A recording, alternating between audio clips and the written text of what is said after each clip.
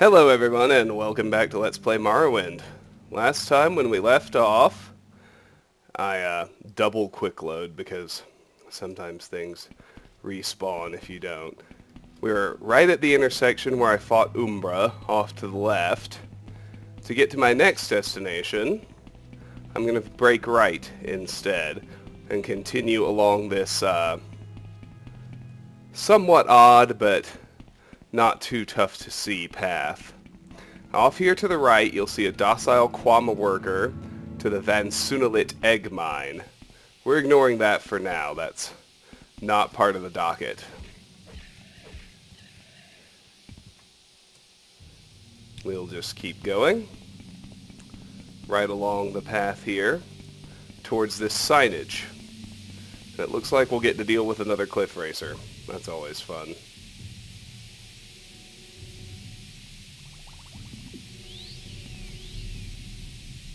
Looks like he's blighted, too, based on his movement speed.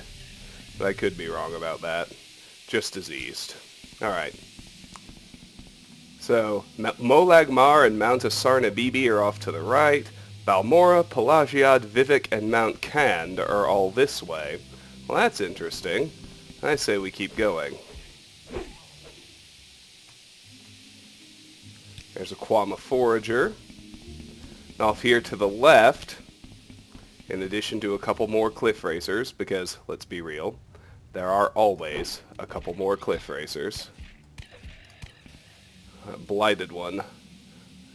It's dangerous even to search him, because, see, we've contracted the Ashchanker Blight, which dropped my personality to 0.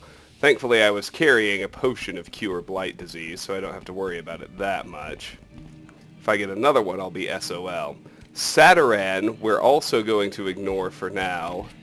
Sataran is actually a location that we will visit later as part of a Fighters Guild quest, if you're wondering. Let's just veer out here and continue to follow this path to the north. Let me make some notes about the things we're finding out here.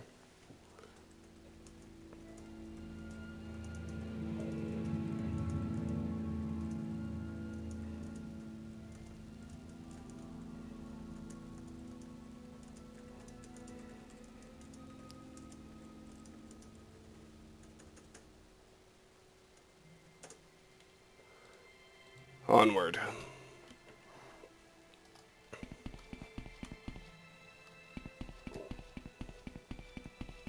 So we continue to head up this windy little path, where we're actually not going to run into anything else for a good long while now. It's going to wend its way all the way north. Oh, hello! We got some trauma root here on the right, but before we deal with that, we can deal with this flame atronach.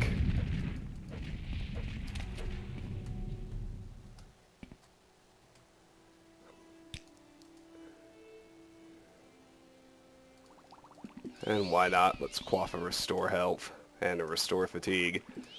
That's why I'm carrying them after all. So the trauma shrub we can search here drops 2 roots, which is neat because I can go ahead and make myself at least 1 levitation potion. And now we'll continue on. Got more trauma shrubs over here. It's always fun. 2 more to be precise. Another cliff racer up there who we may not necessarily aggro, which would be a welcome relief. I got a diseased rat there. Oh goody. Now here's a fire fern. I've mentioned those before. Fire petals have that spell absorption effect that'll be so cool when we're able to combine it with something else and actually get a potion.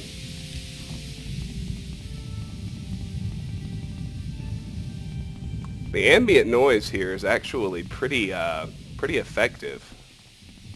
I'm enjoying it. And it looks like we did aggro that cliff racer after all. Unsurprising, if annoying. And he even scored a hit. Oh well. Let's restore health, restore fatigue, and levitate.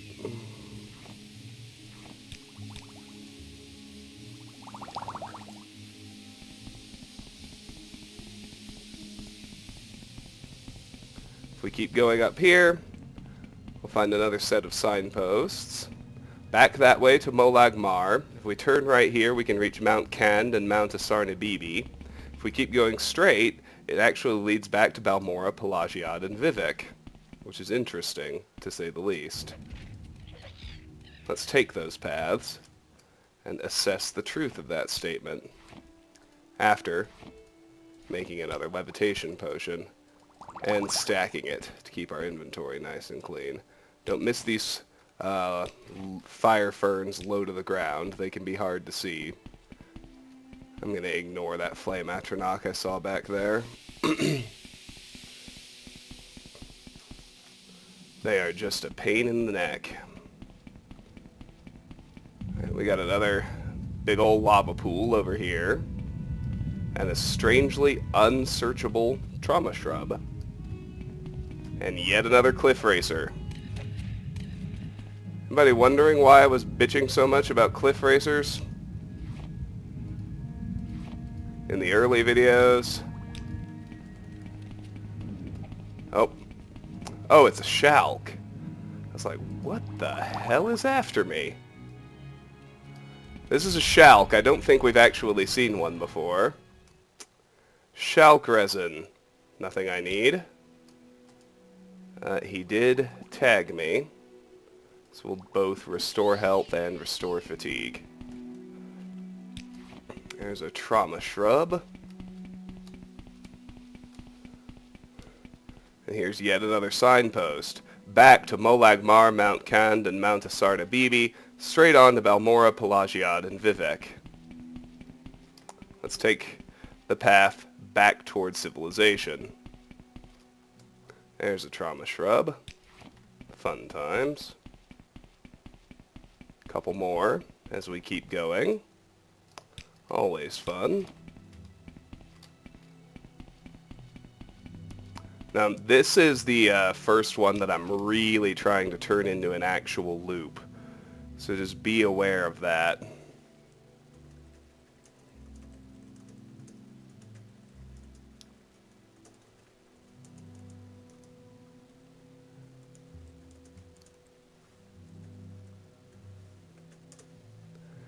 We're going to be at our destination once we actually pass the northern shore of that lake on the map. If you're wondering why I keep checking, that's why.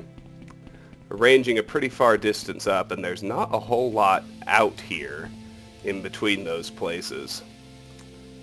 So, back to Molag Mar, Mount Kand, and Mount Asarnabibi, straight to Balmora, Pelagiad, and Vivek. We've got other paths here, too. And I think I actually... well, I don't want to turn back south. Not yet, anyway.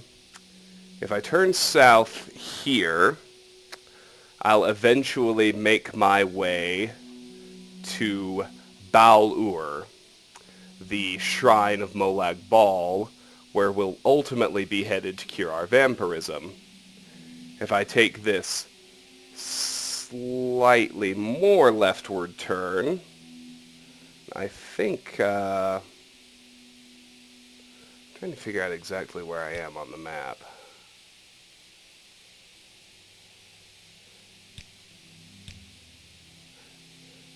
Yes, okay. So I'm actually right at, I believe, if I just arc down here and deal with this Kagudi, I should be able to see it. There is the Vandus Ancestral Tomb, guarded by a bull netch. So we'll hit the Vandus Ancestral Tomb first. I'll take his netch leather. And I'll note that we're here right at this little lake shore. And as I mentioned, farther south is Bal-Ur. which we're going to ignore for now.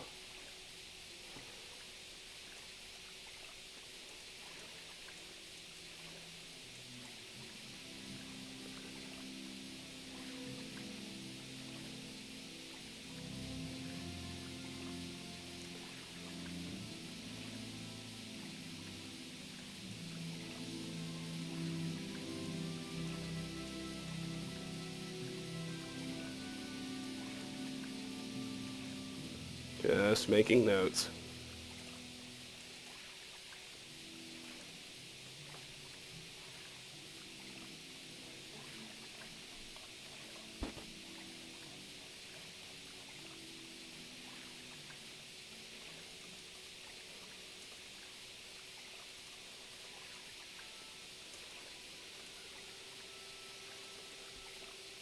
We've got two tombs coming up right in a row. The Vandus tomb and the Aran tomb, both of which are just miscellaneous dungeons with nothing particularly important inside. No quests will send us there or anything of the sort.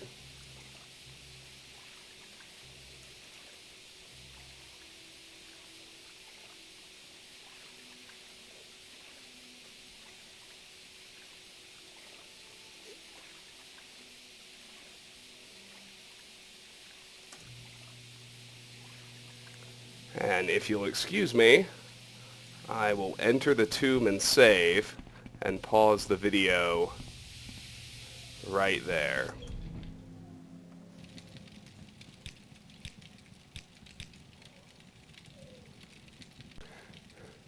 Hello everyone, apologies for that little hiccup. Now, let's head down into the Vandus Ancestral tomb. Immediately, we encounter a lock level 10 door. I'm going to use one of my journeyman's picks on that, because it should be more than sufficient. Indeed it is.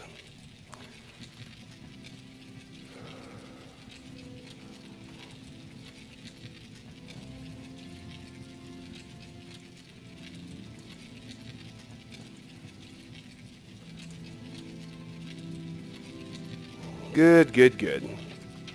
Now through here, wow, I was expecting some kind of bad guy. There it is, a Bone Lord. 2 Bone Lords! Holy shit! Let's kill these things dead before they can hit me. Alright, now when you search them, you'll find bone meal, which I don't care about, and typically empty soul gems of, I believe, up to common quality, which I do care about. And I've neglected to keep my halberd in good shape. I probably should, now that we've actually arrived at the tomb. Let's check these urns. There's usually nothing inside them except bone meal, but there are exceptions, so you need to check. Stack of 5 loose gold coins next to that one. That's something, I suppose. Alright. Let's turn and face down these stairs as we continue onward. Another Bone Lord. Fuck you, buddy!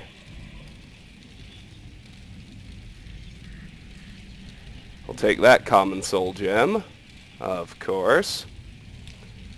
The Invocation of Azura, I believe, is a new book. Let me check. It is. And it's worth selling, so I'll give it a read. Invocation of Azura by Sigilla Parate. For 300 years I have been a priestess of Azura, the Daedric princess of Moonshadow, Mother of the Rose, and Queen of the Night Sky. Every Hoggatham, which we celebrate on the 21st of First Seed, we summon her for guidance, as well as to offer things of worth and beauty to her majesty. She is a cruel but wise mistress. We do not invoke her on any Hoggatham troubled by thunderstorms, for those nights belong to the mad one, Sheogorath, even if they do coincide with the occasion. Azura at such times understands our caution.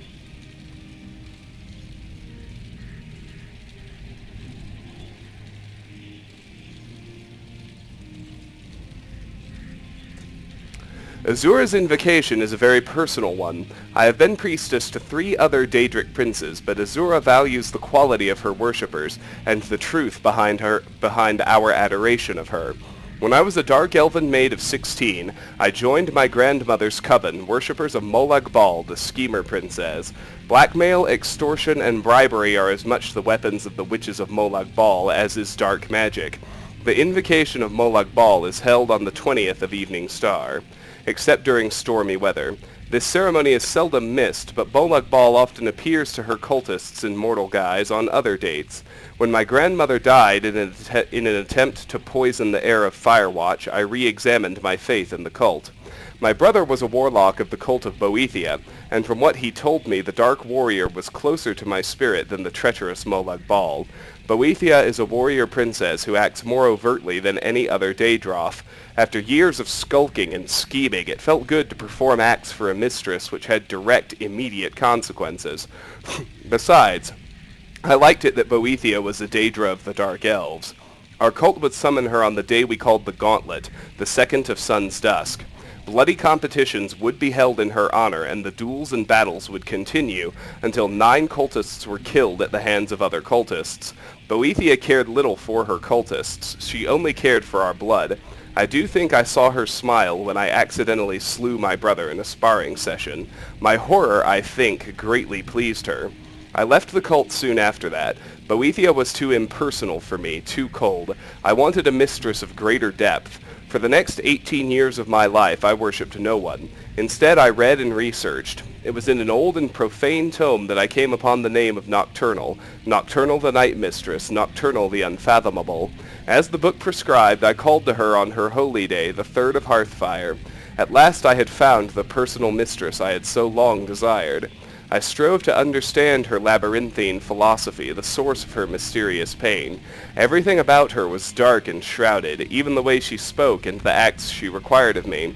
It took years for me to understand the simple fact that I could never understand Nocturnal.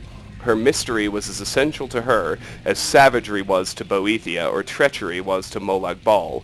To understand Nocturnal is to negate her, to pull back the curtains cloaking her realm of darkness. As much as I loved her, I recognized the futility of unraveling her enigmas. I turned instead to her sister Azura. Azura is the only Daedra princess I have ever worshipped who seems to care about her followers. Molag Bal wanted my mind, Boethia wanted my arms, and Nocturnal perhaps my curiosity. Azura wants all of that and our love above all. Not our abject slavering, but our honest and genuine caring in all its forms. It is important to her that our emotions be engaged in her worship, and our love must also be directed inward. If we love her and hate ourselves, she feels our pain. I will, for all time, have no other mistress. And that's actually worth taking to sell, so I'll grab it. Check these other urns. Nothing and nothing. Cheap disease resistance is actually worth selling, so I'll grab it. Kite and throwing stars are, yeah, they're usable, I guess. I'll take them. I've got two unlocked wooden doors now. Which one to take? And how strange that... Oh. I'll take this one first.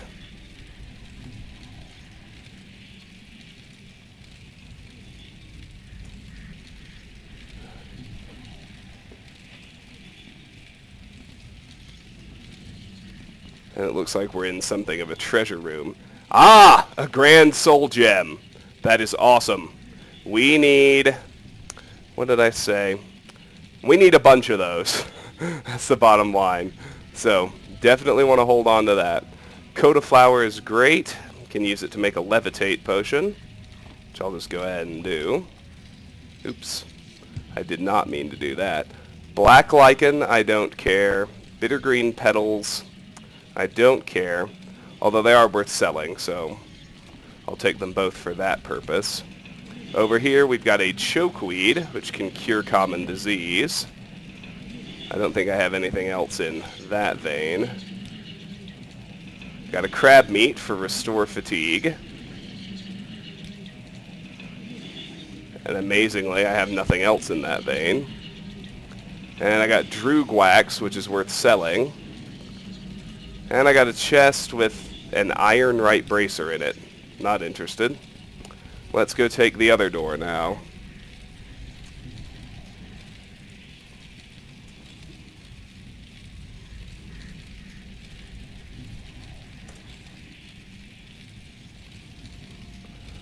Alright, what do we got through here? 2 more doors. South and west. West is locked and has a Bone Lord behind it.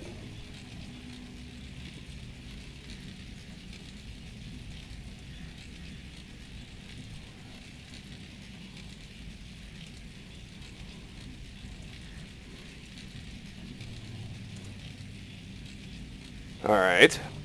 Let me retrieve once again my most used Journeyman's Lockpick. Get my spear back out. Fuck this guy up, but good.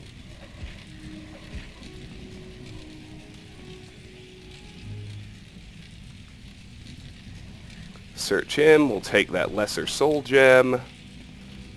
And here is a copy of Hulgurd's Tale.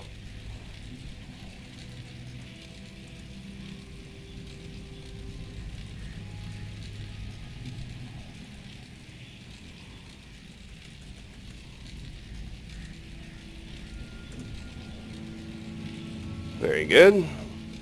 So we want to take Hulgurd's Tale without reading it. It is a heavy armor skill book.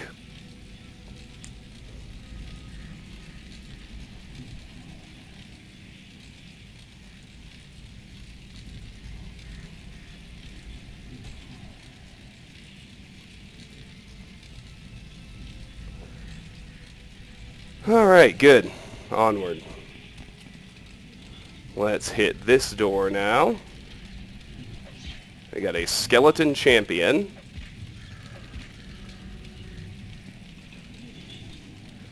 Actually, I should be taking all this bone meal because it's worth selling. He's got a silver claymore, which is actually worth selling, and an iron shield that is not. Small chest, the expensive ring is worth selling. Fire salts are worth selling. Green lichen can make a cure disease potion if I mix it with the chokeweed, which I'll go ahead and do. Hound meat can restore fatigue. I'll go ahead and mix it with crab meat for that purpose.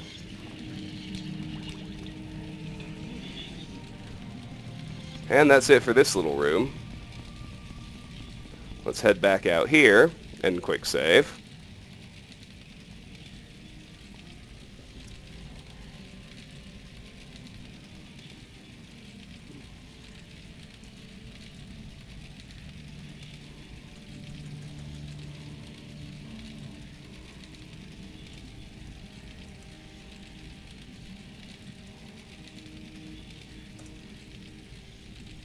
Alright.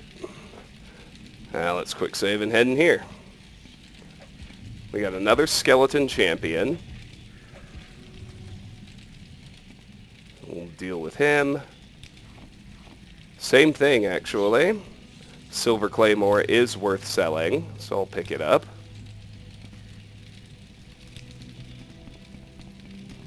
Head to the end of the room. We've got raw glass, which is worth selling. Racer plumes, which we can make a levitate potion out of.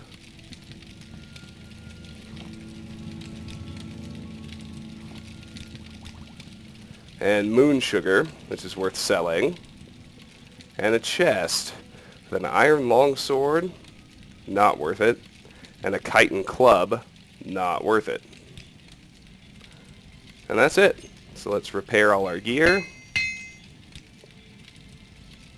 Fix my repair hotkeys, and I'll be sure to hit the Bone Lords on the way out and take the bone meal off of them, because it actually is worth selling. Oh, and I better get it out of the urns too. Whew. Get your head in the game, Skippy. There you go. There you go.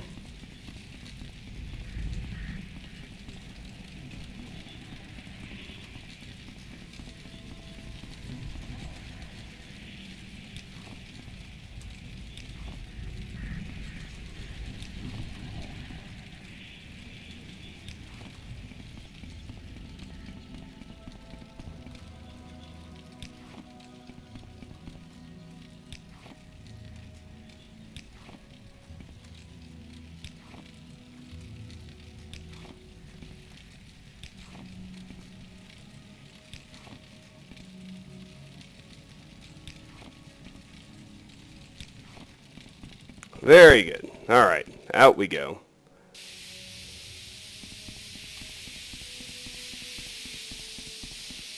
We'll turn right back up to this little intersection where we left off before.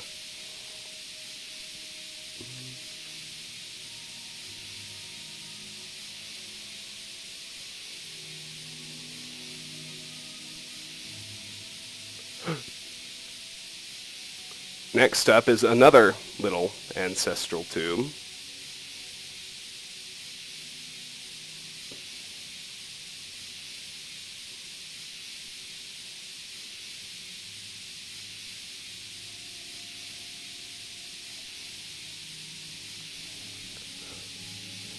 So you can see there's a road more or less heading due east from here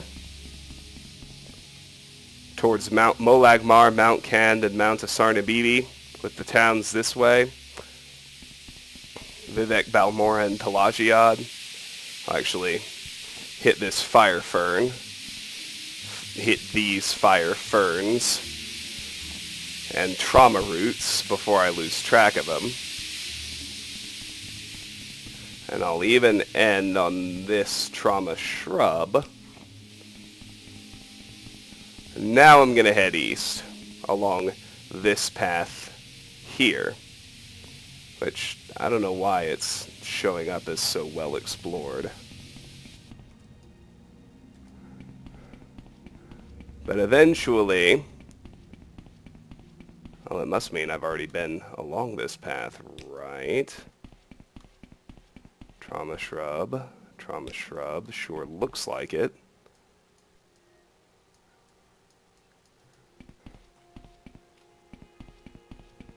And when I get to this north-south split,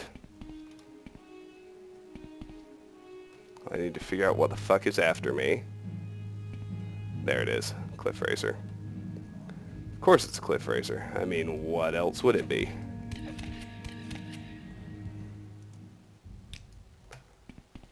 And now, instead of heading south, which will ultimately take us back to Aran, I want to take this little fork heading off to the north. In doing so, there's a little nook over here where there's just a trauma shrub to grab. We'll pass another. And let me take some notes right quick.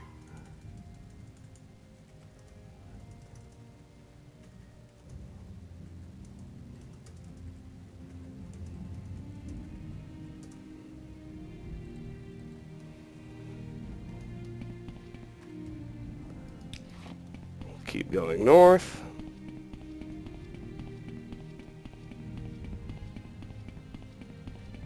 Over here to the east is another dead end with a trauma shrub.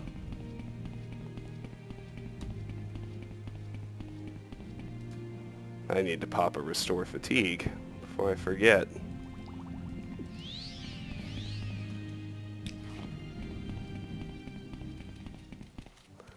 We got a shalk after us. Of some sort. Regular. His resin is worth selling.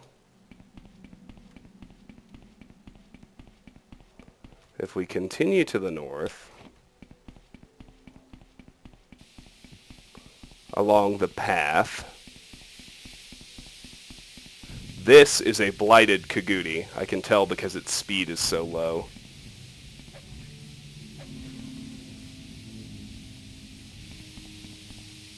And there's another cliff racer up there. His hide is not worth selling. So this is our next destination right here, the Aran Ancestral Tomb. The racer looks confused, so I'll just ignore him for now.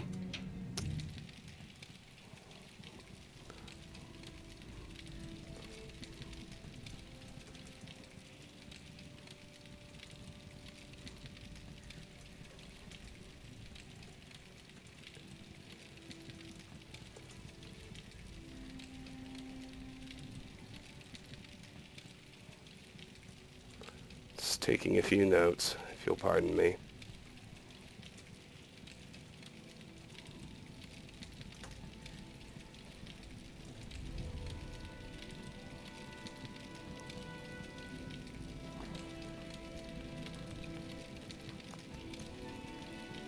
Alright, in we go. Let's have a look at this one.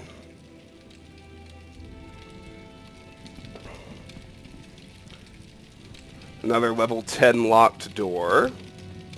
Shouldn't be a problem.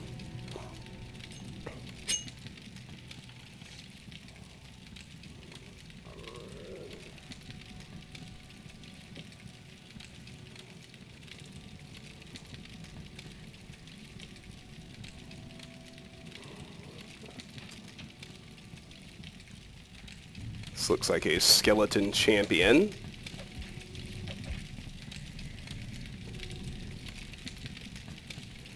And at long last, we've got a spare silver longsword, which I have on my list as something we need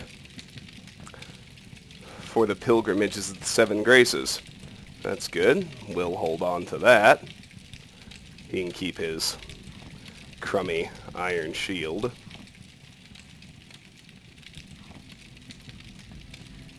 What's in the sack? Ash salts can cure blight disease. That's huge. That's worth selling. That's restore magicka. That's worth selling.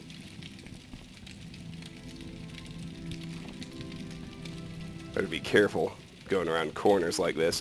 Ah! A Daedra! This is a hunger!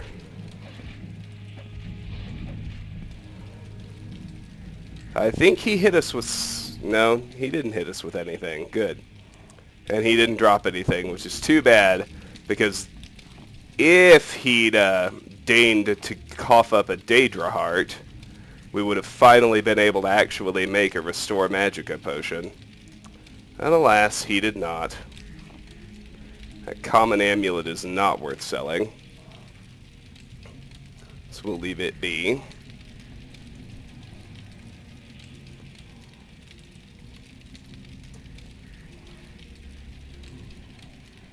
Okay. Left or right? I guess we'll go left first. There's a dragon scale tower shield on the wall, as you can see. It is actually not as good as the orcish tower shield we already have, but we'll grab it anyway, because it's worth selling. I just had a sound hiccup. Sorry for the pause there. We've got an expensive ring, and here's a Shrine of St. Veloth. We can make a donation of 35 and receive a blessing, since we aren't members of the temple. I prefer to wait. So...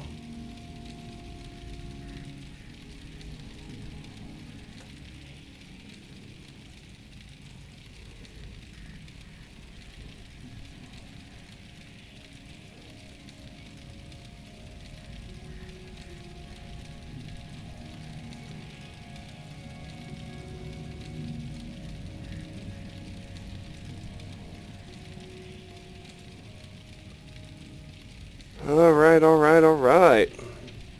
If we go through here, what are we going to see? A Bone Lord!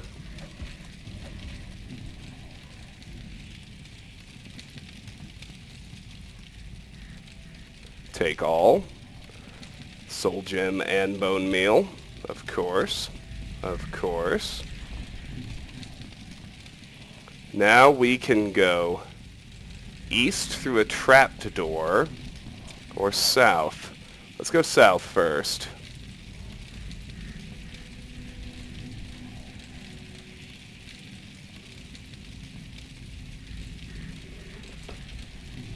Let's see what we run into. A skeleton champion. Take his longsword and his bone meal. Leave his shield. And we'll head up here. Got urns with bone meal, green lichen, which can cure disease. I want all of that.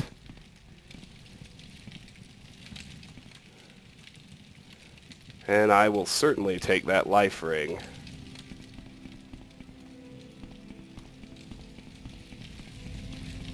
It'll help me raise enchant later on.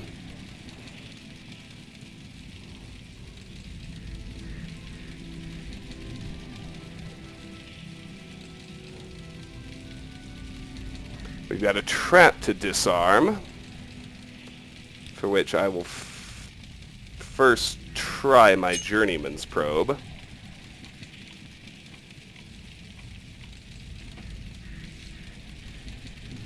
Winds up working just fine. Got another Bone Lord to kill.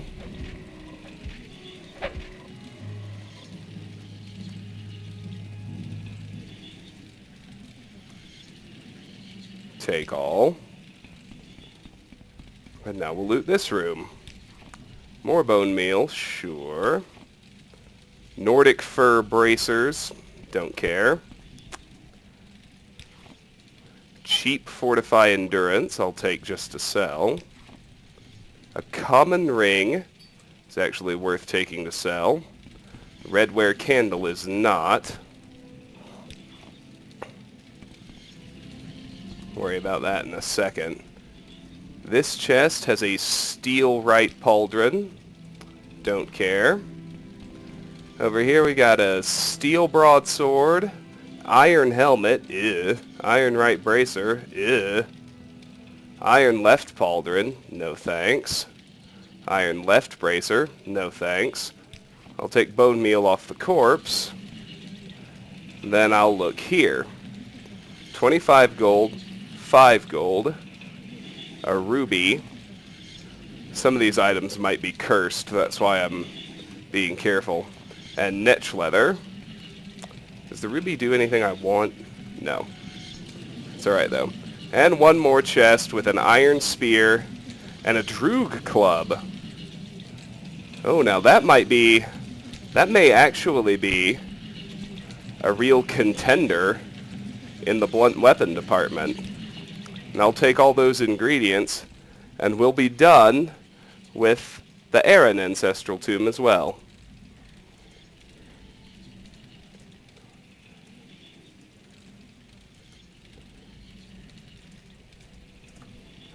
Now, where to go next?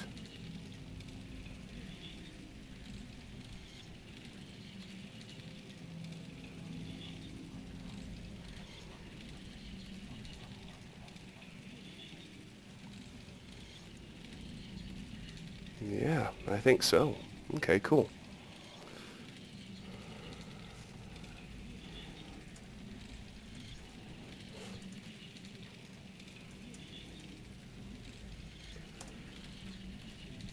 Cool. Alright, we're out of here. And we're kind of approaching the end of this video. I'm going to do some repair work. And quaff a restore fatigue potion.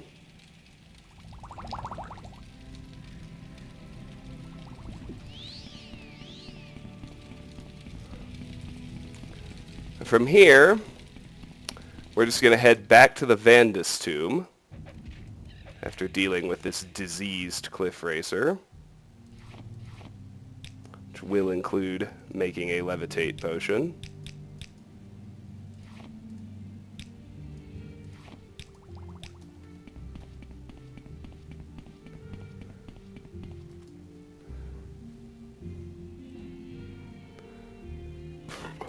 So from here, truly, my inclination is just to backtrack the way we came. I kind of meant to do the Aran Ancestral Tomb first, and I just kind of got turned around. That's alright. Got another friggin' racer.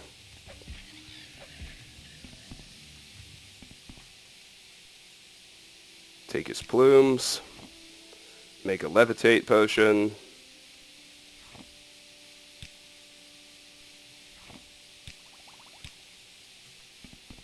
And move on.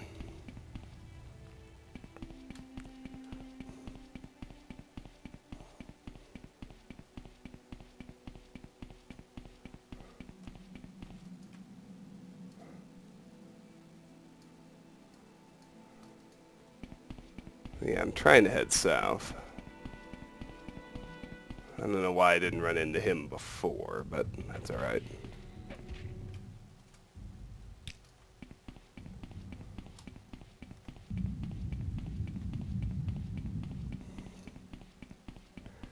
So this is the split I'm concerned about, so let's head west here. That should take us back to the water and the Vandus tomb.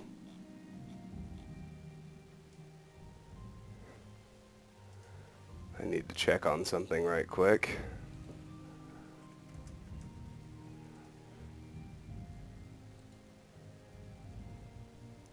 Right.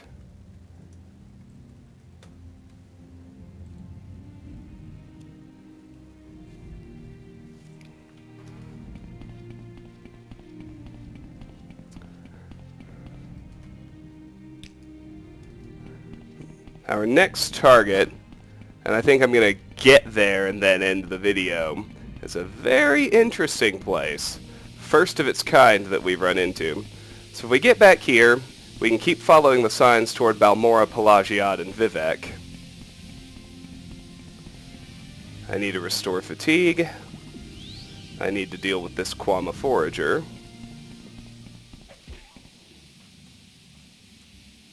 Take his Cuddle. Because I am sure it's a Cliff Racer. And there it is. Take his Plumes, make a Levitate potion. And I've begun making my potions in, real time / as I find ingredients, simply because that keeps my carry weight lower. Got a Trauma Shrub here, and several more racers, because of course. Duh, right? Right. Now, lately, I have not been going out of my way to attack Scribs, but because I have some ash salts on me, I'm going to. Because ash salts can mix with Scrib jelly to create potions of cure blight disease. Rat meat is neither worth selling nor using. Of course, the Scrib didn't drop any jelly. But up here, there's another one of those weird non-interactable trauma roots. And another fucking racer. God, I get so sick of these things. Oh, and he's blighted flavor. Even better. Let's be careful we don't want to contract a disease searching him, because I don't have a potion on me right now. And we'll continue. I guess we're actually heading west now, which is fine. It's ultimately where I want to head. We'll just arc west and then north along this path, which, according to the signs, is ultimately leading us to Balmora, of all places.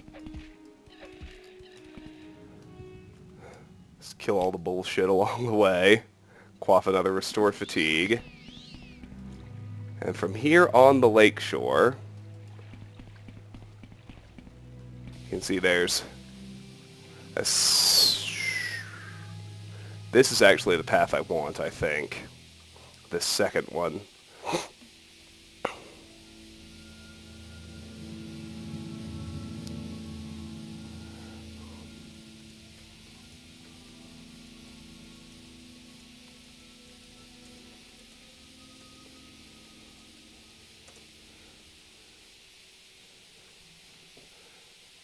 Alright, I'm pretty sure this is the one. Let's head up here and we'll find out shortly. Nope, it's a dead end. We did get some Quama Cuddle for our trouble. I guess that's sort of just kidding.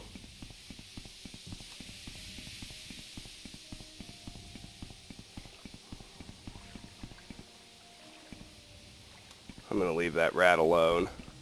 Let's head back here to the actual path.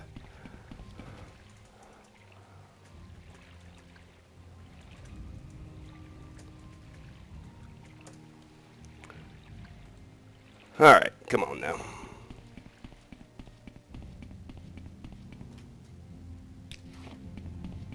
Let's head north up this path. And this one's actually a path. There we go. Alright. Ooh, a Frost Atronach. Fun.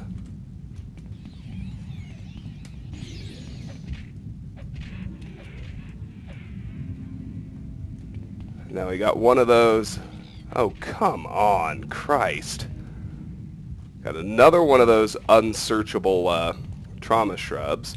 And he didn't drop any frost salts, which is a damn shame, because frost salts are another Restore Magicka ingredient. Game seems pretty determined not to give us any of those.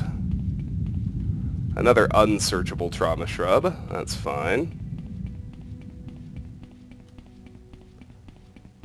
How about this one? Searchable. Good. We got a rat here of some sort. Dead sort.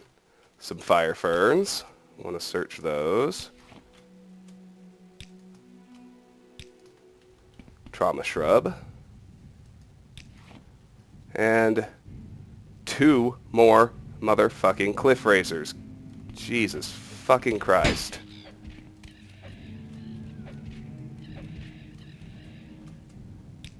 Nothing from you. Plumes from you. Turn into another levitate potion. Fucking cliff racers, man. Alright, let's do a restore fatigue. And let's do a restore health, since we took a hit that time.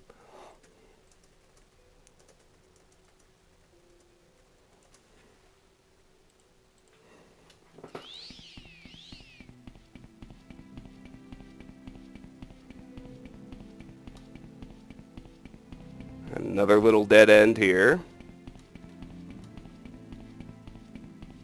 Up here is something I'm not actually sure if we fought before. This is an Allet. There you go. His hide isn't worth selling, nor is it worth using. Let's search the fire fern. And at the next signpost, in addition to yet more racers,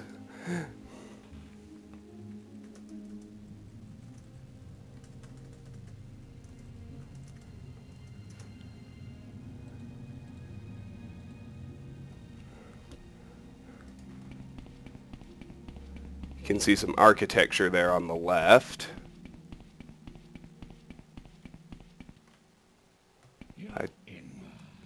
I don't remember what that is, but I don't want to do it yet.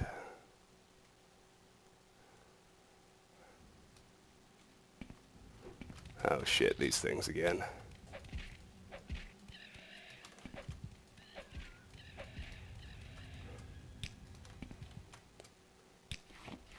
Well, that time I avoided having to use a restore health, so I guess that's nice. Let's pop a restore fatigue.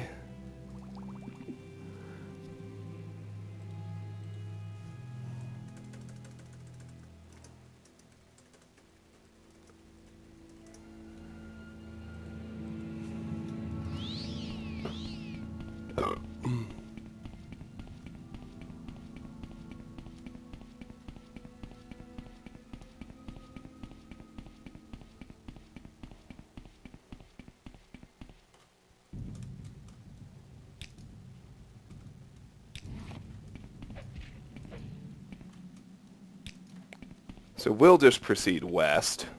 I got a little turned around again. Another racer! Fuck me, man.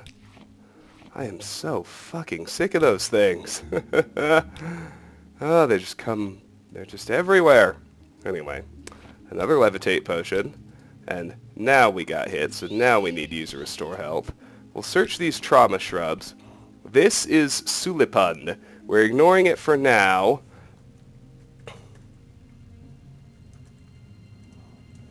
Because we'll eventually be sent here on a Mage's Guild quest.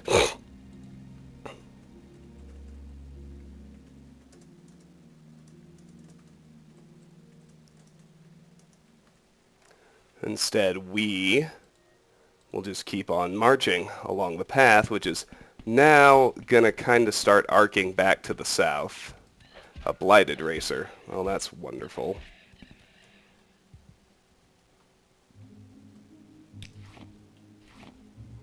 Make another levitation potion, I guess.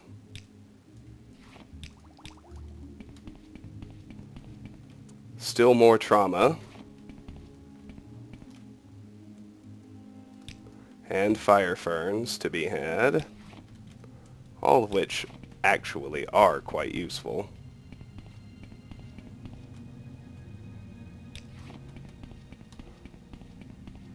So we shouldn't get too testy about them.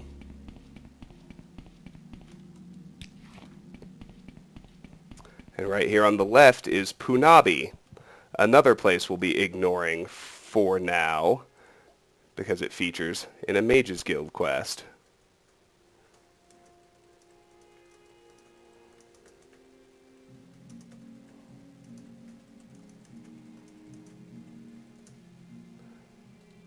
And it's actually the same Mage's Guild quest, you get sent at the same time.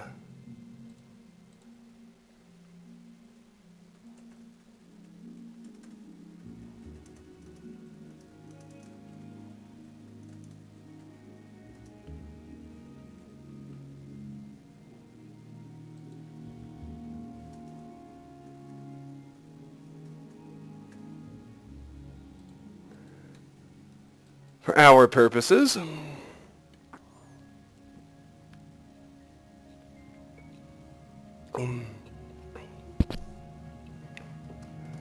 we're just going to continue on.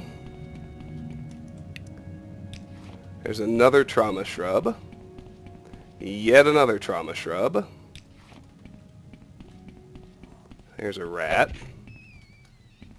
of the diseased persuasion. Disease I can handle, I got a few of those.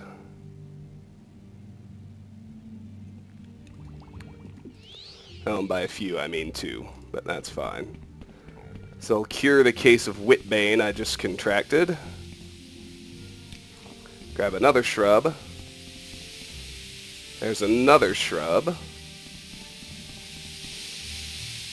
Here's a collection of roots and fire ferns.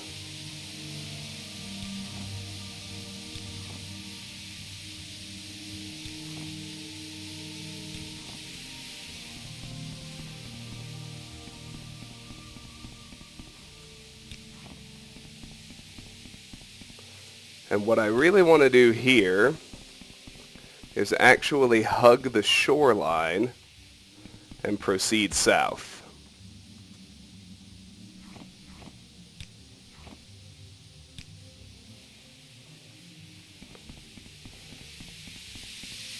So I bet it's that cliff racer that's after me. Well, he may or may not get unstuck. He did. We'd better deal with him.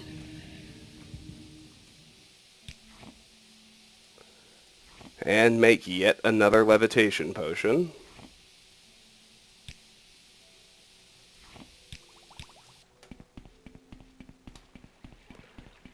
If we continue to the south, there's a Betty Netch out over the water that I don't really care about. And we're going to arrive at our next location. You can see we've done pretty much exactly what I promised we would. This big old thing here is our first Dunmer stronghold. This one is called Mandis, and it's actually filled with, I believe they're rogue agents of House Redoran. So I'm gonna, because stuff gets started outside, the people outside are not hostile, the ones inside are. So I am going to repair my halberd, pop a restore fatigue, and end the video here, because we've been going just about 1 hour, maybe a little less, and this place is pretty hefty, and there's a lot to do here. So, this has been Let's Play Morrowind. We've cleared out 2 ancestral tombs and explored a nice chunk of land, and as you can see, we're actually about to close the loop and around Lake Nabia here and come on back to the Ascadian Isles. Next time, we'll explore this big Dunmer stronghold of Mandis, which is actually significant enough to show up on the world map, and that'll honestly probably take the whole video, but we'll see how it goes. Until then, thank you so much for watching. If you enjoy my videos, please consider clicking an ad, liking, sharing, or subscribing, any or all of which really help me out. Regardless, please know that I really do appreciate the time you spend watching, and hope you have a fantastic day. Bye-bye.